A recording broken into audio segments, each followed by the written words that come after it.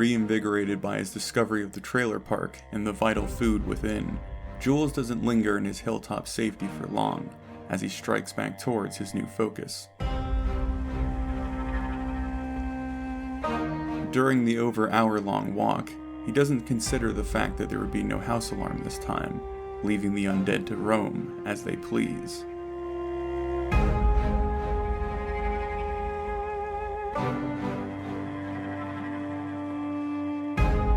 Getting flashes of the nightmare he had endured at the country club as the infected pour from the trees, Jules doesn't give in to his fear, as he instead slowly works through the growling crowd.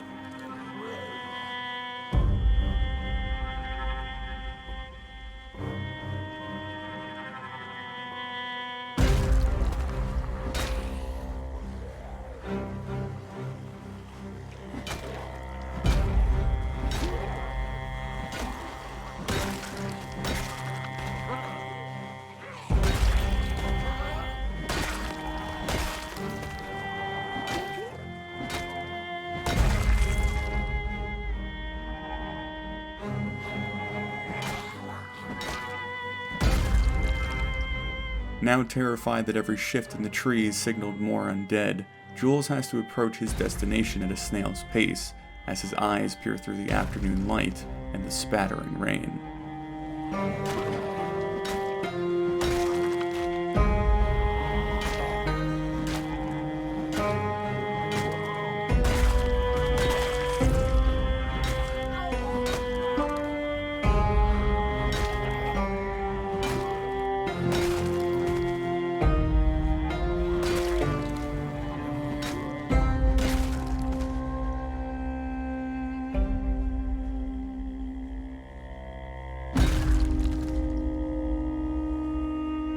Finally making it to the trailer park late in the day, Jules accepts that he wouldn't even make it to any of the homes, but is instead content to chip away at the hordes wandering the perimeter.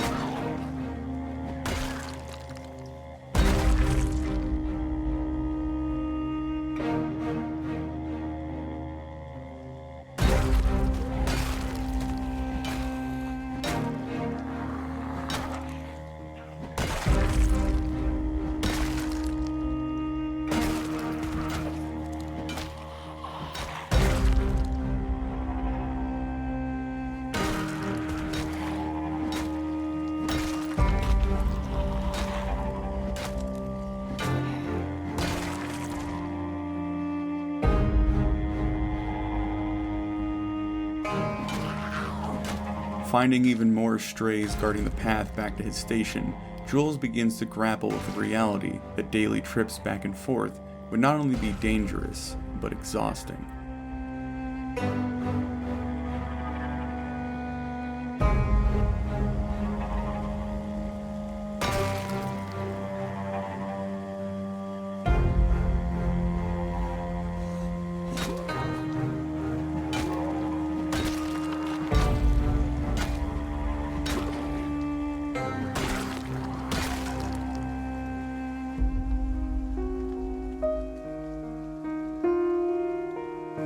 Able to finally let his guard down as he returns home, his mind continues to churn away at a solution to his current problem.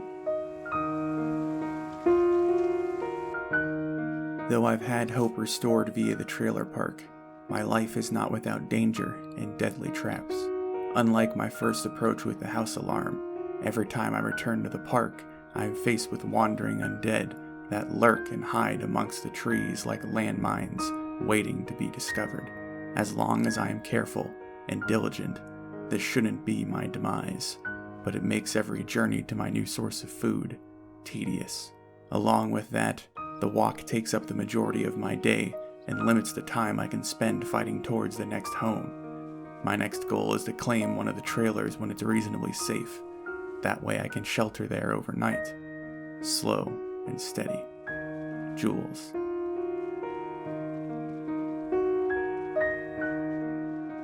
Another rainy morning accompanies his trudge back to the trailer park, but Jules' fire refuses to be snuffed out. by the bleak and dreary landscape. Deciding to shout and scream just outside his destination in hopes of drawing out any surprise attackers, Jules keeps to his commitment of slow and steady progress.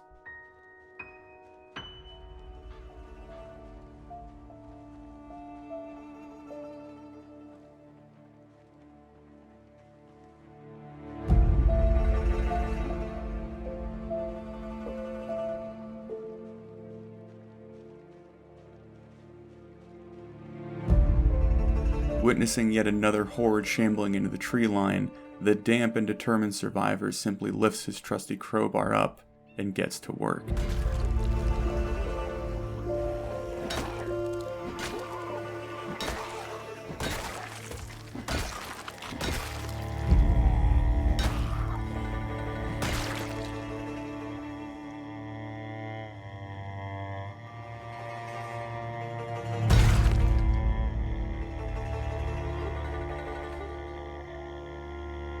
Needing to have something to show for his efforts for today, he wastes no time in locating one of the larger groups and begins the tedious process of picking them off a handful at a time.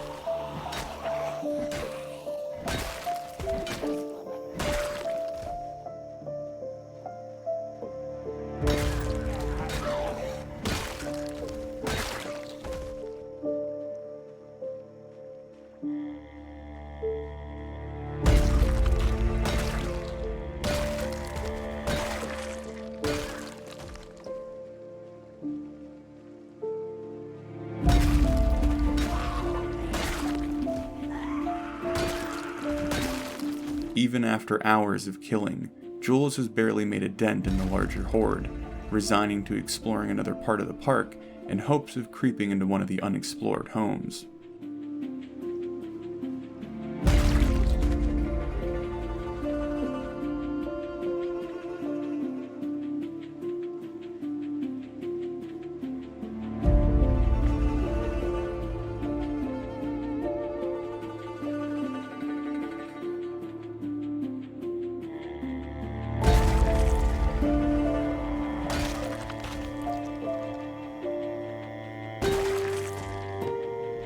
Unable to find food at first, he does come across the next best thing: knowledge.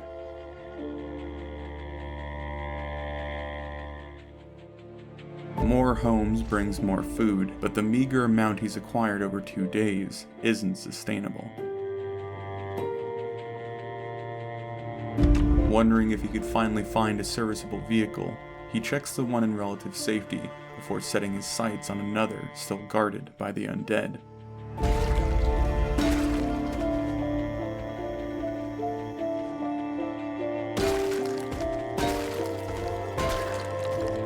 Beginning to lose the light and still hearing more in the nearby trailer, Jules once again relies on caution and decides to begin the long journey back home. During his walk, he can't help but shake the nagging feeling that he was stuck in an endless loop, fighting and clawing his way to calories just to burn them over and over again on his way home. He had undoubtedly achieved much, but he was still a long way from being secure in his survival.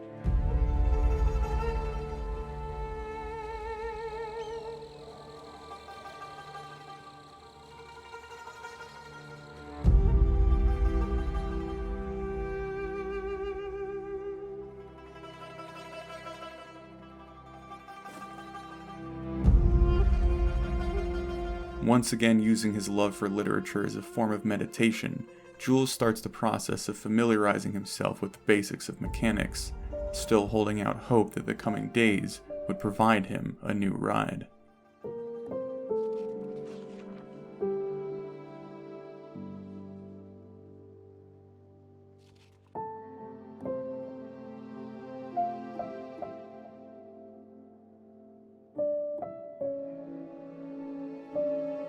Mindlessly falling into his routine of heading towards the trailers, Jules is stopped in his tracks by the encroaching fog, finding himself unwilling to fight in such poor conditions.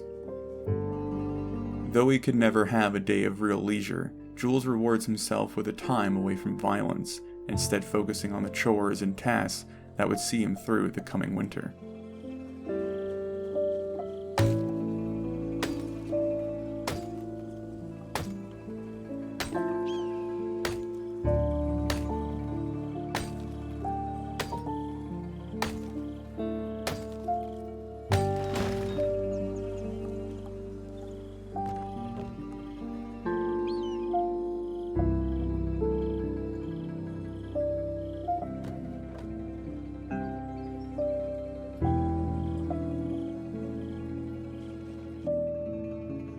Attending not only to his physical needs, but his mental as well, Jules turns his attention towards his disorganized home that had been long neglected during his struggle for survival.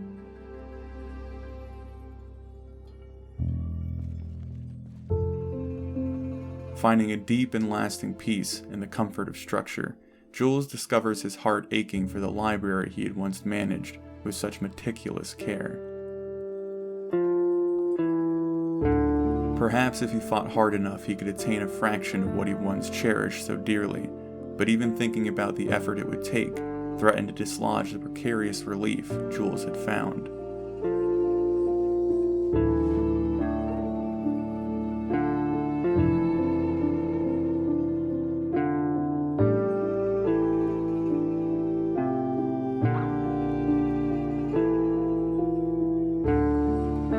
After a long day of peace and quiet, Jules once again moves to reward himself by attempting his first warm meal in weeks.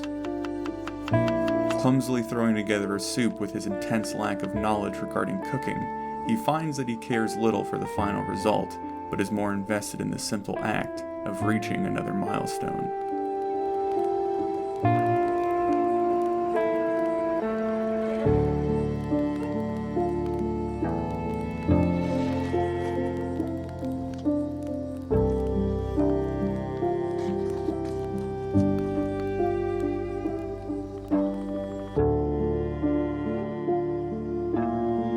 Ending off his much-needed day of rest with more reading and the purifying of his collected water, Jules feels confident in the name he had given his new home, Little Hope.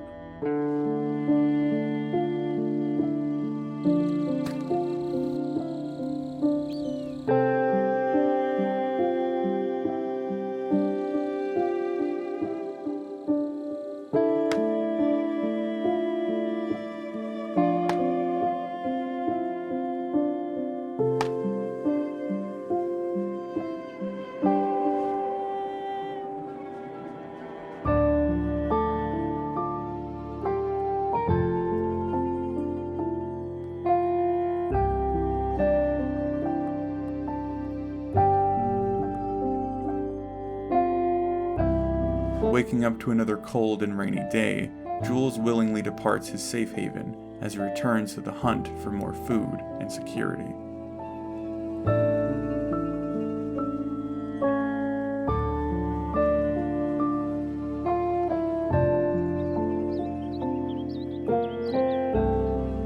Basking in the tranquility of nature during his last sliver of calm, the tested determination of Jules begins to rise once again as the imminent arrival of bloodshed grows closer with each and every step.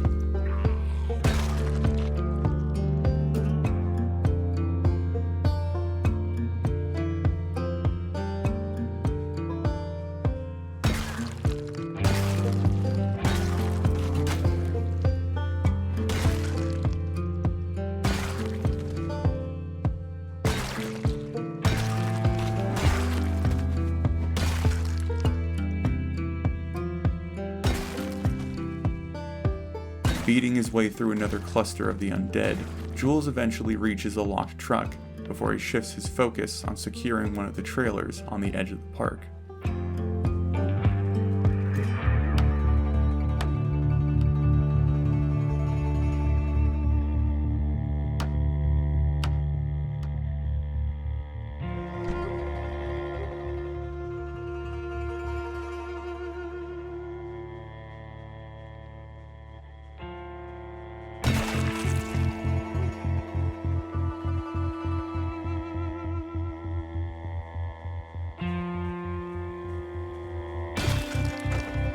While out on the hunt for more planks to shore up his defenses, Jules finds another cluster of calories to stash away, as his relentless efforts appear to be finally paying off.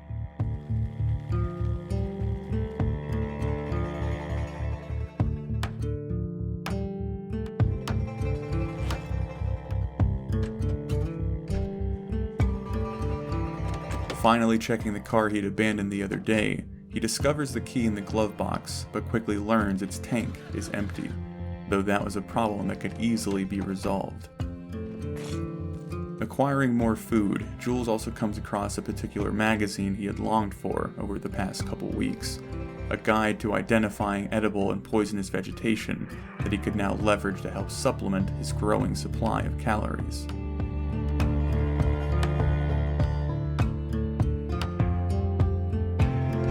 Still not feeling quite safe enough to sleep in his temporary safe house, Jules opts to bring back the haul he had acquired and return tomorrow with a gas can for the car.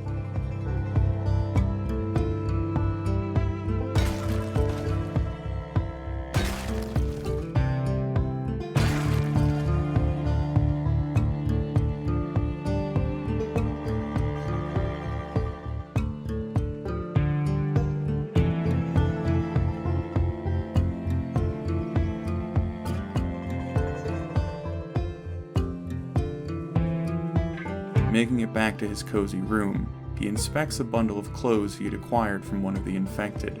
Looking both sturdier and warmer than what he currently had on, Jules looks past the disgust of how he had come by it.